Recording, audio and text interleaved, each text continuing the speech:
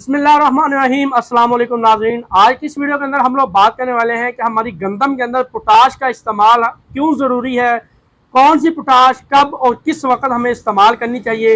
इसके हवाले से हम लोग वीडियो के अंदर बात करने वाले हैं। पोटाश के हवाले से पोटाश क्या चीज़ है, पोटाश क्या काम करती है, इसके हवाले से मुकम्मल तफसील में एक वीडियो बना चुके हैं, जिसका लिंक आपको ऊपर आई बटन में और नीचे डिस्क्रिप्शन में मिल जाएगा। आप जाके वो वीडियो भी देख सकते हैं। लेकिन इस वीडियो में हम गंदम के हवाले से बात करेंगे। नाजरीन, किसी भी फसल से भरपूर पैदावार, अच्छी पैदावार हासिल करने के लिए किसी एक खुराक का इस्तेमाल होना या किसी एक खुराक का पौधे को डालना ज़रूरी नहीं होता, बल्कि जितने भी खुराकी अज़ा हैं उनका मुनासिब मिकदार में पौधे को मिलना ज़रूरी है।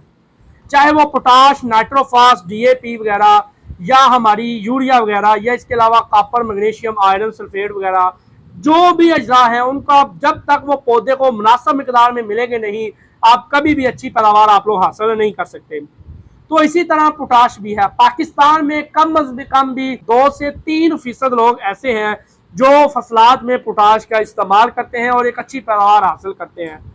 हम लोग हर एक वीडियो में ये बता रहे होते हैं कि आप लोगों को पोटाश का इस्तेमाल जो है लाजमन तौर पर करना चाहिए। यहाँ पर बात करते चले गंदम के हवाले से, तो गंदम के अंदर अगर आपने पोटाश का इस्तेमाल करना है तो कोशिश करें कि बजाई के वक्त आप लोग MOP या SOP का एक बैग, अगर एक बैग आप इस्तेमाल नहीं कर सकते तो आधा बैग आप लोग लाजमन इस्तेमाल करें। क्योंकि जिस भी फसल को आपने लगाना है उसको ले आपको शुरू से आपने उस फसल को लेके चलना है, तो उसको आपने शुरू से ही उसको खुराक देने की कोशिश करनी है। ये नहीं कि आपकी फसल गोब की हालत के ऊपर आई है और आप एक पूरा बैग जो है उसके अंदर पोटाश का आप इस्तेमाल कर रहे हो, तो वो हमें ज्यादा फायदा नहीं देगा।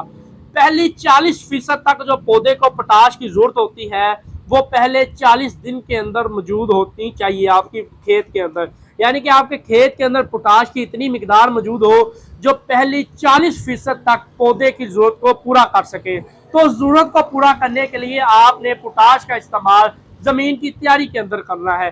वो आप MOP इस्तेमाल करें या SOP इस्तेमाल करें। अगर ज्यादा महंगी है मिल रही है आपको तो आप लोग आधे बैग से भी काम जो है वो आप लोग चला सकते हैं।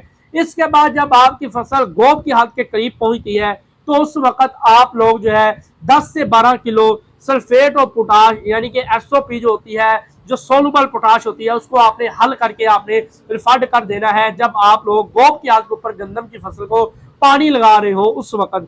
इसके बाद जब आपकी फसल पॉलिनेशन के मराहल के करीब पहुंच जाती है उस वक्त आपने लिक्विड पोटाश का इस्तेमाल करना है।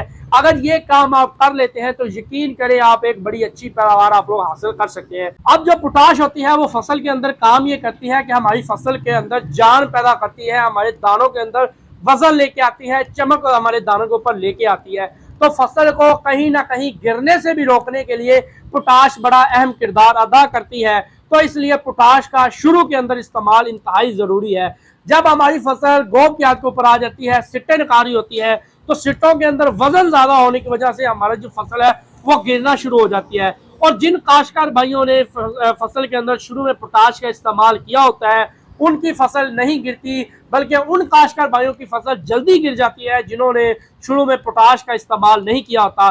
तनों के अंदर, जड़ों के अंदर, पत्तों के अंदर मजबूती लाने का भी काम पोटाश करती है। तो पोटाश का आपको इस्तेमाल लाजमन तौर पर करना चाहिए। और फसल के दानों के अंदर वजन, चमक का भी जो काम होता है वो भी पोटाश करती है। तो पोटाश का आपको इस्तेमाल इंतहाई जरूरी है। शुरू में फसल की बुवाई के वक्त भी आपको करना चाहिए, जब आपकी फसल गोब की हालत के ऊपर आ जाए उस वक्त भी करना चाहिए। अगर हो सके तो एक स्प्रे पोटाश लिक्विड का आपको स्प्रे भी करना चाहिए, तब जाके आप एक अच्छी रिकॉर्ड तौर पैदावार आप लोग हासिल कर सकते हैं।